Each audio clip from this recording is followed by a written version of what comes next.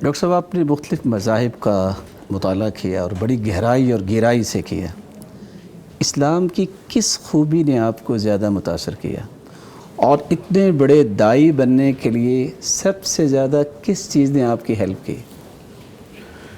جہاں تک کہ اسلام کی کس بات نے مجھے متاثر کیا، ایسے کئی آپ دیکھیں گے غیر مسلم جو اسلام قبول کرتے کئی مختلف وجہ ہے، لیکن سب سے زیادہ جو کامن ہے وہ توحید ہے. توحید ہے. اور اگر آپ پڑھیں گے باقی دیگر مذاہب میں بھی توحید موجود ہے، لیکن کچھ ملاوٹ ہے، کچھ عملی ملاوٹ ہے.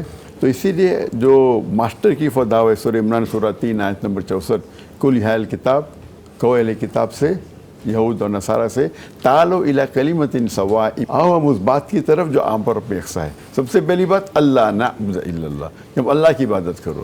تو نمبر 1 ہے توحید. اور کیا چیز نے مجھے داعی بنایا کہ شخص نے بنایا؟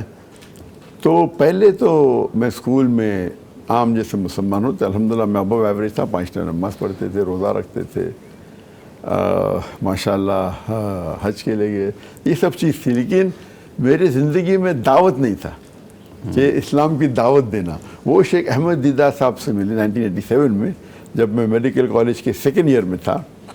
ان سے ملا، ان سے متاثر ہوا، اور پھر میں دعوت دینے لگا.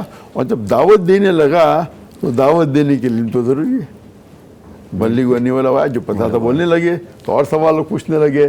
تو علم حاصل کرتے کرتے ماشاءاللہ اور قرآن کا مطالعہ کیے اور حدیث کا مطالعہ کیے. اور میں تو تعلیم سے ایک میڈیکل ڈاکٹر تھا، طبیب تھا.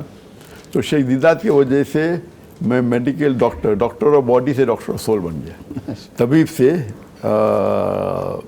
طبیب الروح بن، طبیب جسم سے طبیب روح بن گیا الحمدللہ.